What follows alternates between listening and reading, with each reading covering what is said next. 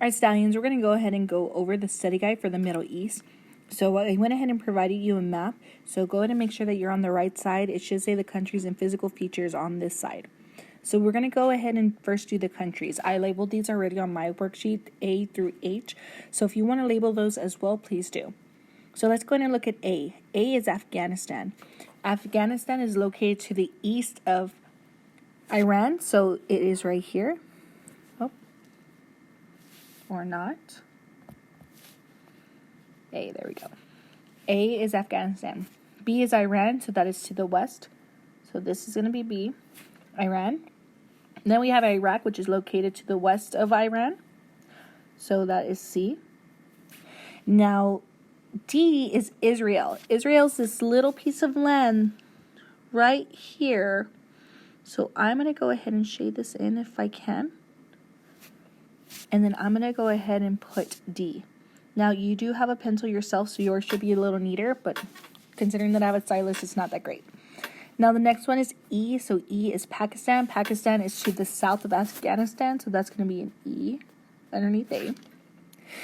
Saudi Arabia is in the Arabian Peninsula, so this is F, Saudi Arabia. We have G, which is Syria. Syria is what we're learning about at the moment. Now that is directly north of, Israel. It's actually kind of northeast, so it is this piece of land, so this is G for Syria. Now our last one is Turkey, which is actually transcontinental, but this part located here is part of Asia, where that little piece is off to the west is located for Europe. All right, we are done with the countries. Now we're going to have to draw in the physical features. So I'm going to try to draw it over the country letters. I might delete them if needed. So the first one is the Arabian Sea. If we look, you could tell on this map of the sea because it's kind of dark gray. So the Arabian Sea is located right beside the Arabian Peninsula. So how do I want to do this? I'm going to go ahead and put an AS for Arabian Sea. Now, yours needs to be more clear. I'm going to go ahead and put right here AS because this is going to be my makeshift key. Now, the Arabian Peninsula is located right beside the Arabian Sea. If you just want to go ahead and circle that piece of land that's sticking out into the Arabian Sea, this is the Arabian Peninsula. So I'm going to mark this AP for Arabian Peninsula. Now on your test and your study guide, instead of doing AS and AP, go ahead and spell it out because you have room. Now the Caspian Sea is directly north of Iran. So the Caspian Sea, I'm going to go ahead and put CS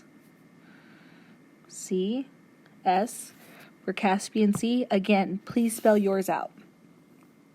The Euphrates River is located, it starts in the Persian Gulf, and then it runs up north, kind of northwest. So I'm going to go ahead and put that as a blue. Now, you're estimating it. It does not have to necessarily be exactly correct. It's an estimation. So you are going to run it starting from the Persian Gulf and running it through those countries like so. And I'm going to do in my key, I'm going to do a blue river equals the Euphrates River. Now the next is the Hindu Kush. So that is basically in Afghanistan. I'm going to change my key. I'm going to go ahead and do a little, kind of like a mountain range, but that's going to represent my Hindu Kush. And then in my key, I'm going to do an orange kind of mountain peaks, and then that's the Hindu Kush. Now we have the Mediterranean Sea. The Mediterranean Sea is to the south of of Turkey. And then it's also west of Syria. So I'm going to go ahead, change this color. Let's do blue. I'm going to put MS right here for Mediterranean Sea. And then in my key, I'm going to put MS. Now, you need to remember that you need to spell it out. I cannot do this with the stylus neatly, so I'm just doing it as best as possible right here, but you have time to spell it out. Now, the Tigris River, I'm going to go ahead and make this river. we haven't used green. So the Tigris River actually runs from the Arabian Peninsula, or the Persian Gulf, as well. So I'm going to start it from here, but it runs a little north of the Euphrates River. And again, it's an estimation. So you just have to make sure that it's feeding from the Persian Gulf and running northwest. So here is my river sign. It's green. And then the last one is the Persian Gulf. Let me change my color. Let's go ahead and do blue. Now, this region is the Persian Gulf. I'm going to go ahead and color it in. Oh, I shouldn't color it. I'm just going to circle it. Just do a little dash. So the Persian Gulf in my key is right here. If yours works better just to spell it out, please do. I don't have enough room right there. Okay, so you need to make sure that you have these labeled. If they're physical features, you need to make sure that you draw them in. Let's go ahead and start with the other questions. So we are done with 1 and 2. Let's go ahead and explain why the conflict between Israel and Palestine, what it's over, and include when the conflict began and other countries have been involved. So Israel and Palestine, although it seems like they're fighting into a religious conflict, it's actually a conflict over land and ownership of land. So you have Israel, which is mostly Jewish, but not all Israels are Jewish, but mostly they are part of the Jewish community. And then you have Palestinians, which are mostly Muslim, not all, but most are. Although it may seem like it's a conflict over religion, it is not. It's actually a conflict over land. So originally, that land used to be Palestine, just Palestine. But then after the defeat of the Ottoman Empire, the British controlled it.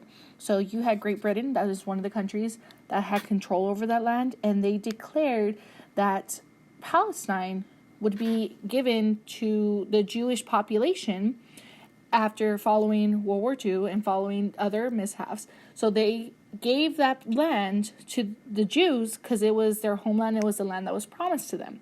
So that land started to be established as Israel. And the problem is that piece of land was promised to two different people. It was promised to the Palestinians, but it was also promised to the Israelis, which is the Jewish community. So the conflict there is over land, the possession of land. Now, you also have groups that are now stepping in to fight for that land, such as Hamas, which is an extreme Muslim terrorist group. Now, they're fighting to gain control. At one point, they actually took control of the Gaza Strip in 2006. Now, you have these issues that don't seem like they're completely settled. They're still fighting at the moment to make sure who controls most of the land.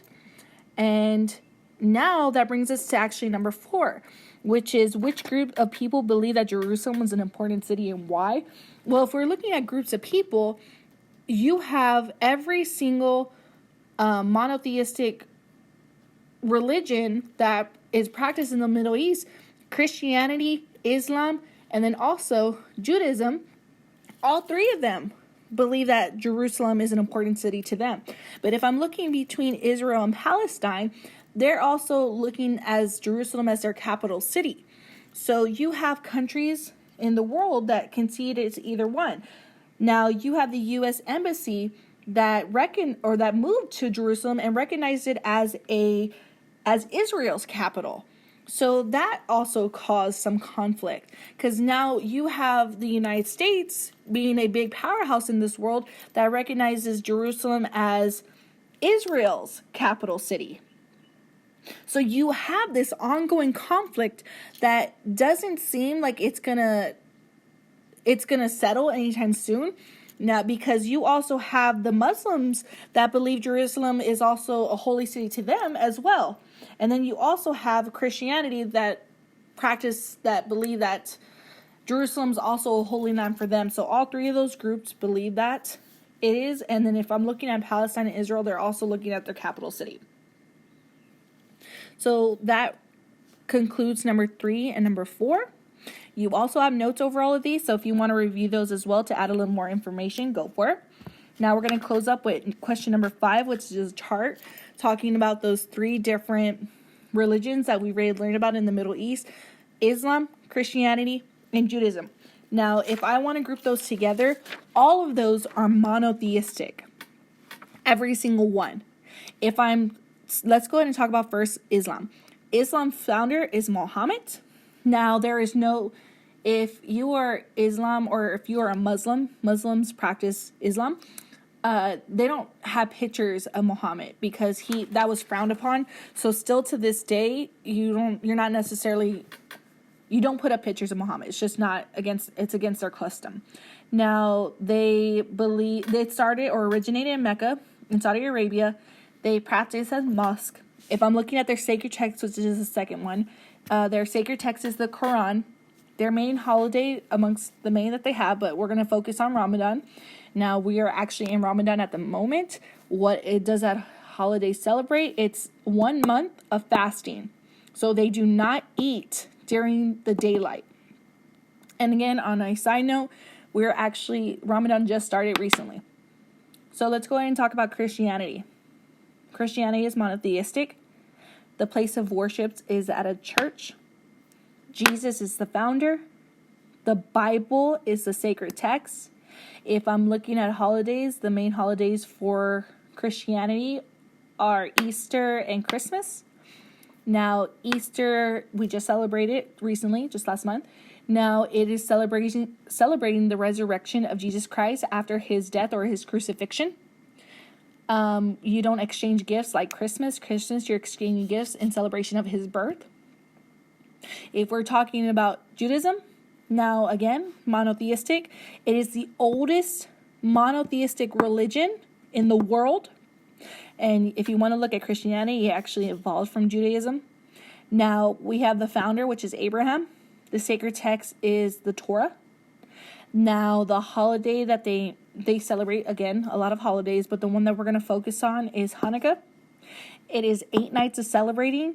Now, their customs that come with that are lighting a menorah and exchanging gifts. And again, it's an 8-night celebration. All right. So this study guide is pretty quick. It's not that much, 5 questions. What's probably going to take you most of the time is the map. Go ahead and complete this, and that's all you need to do for today and get ready for your test, which is tomorrow.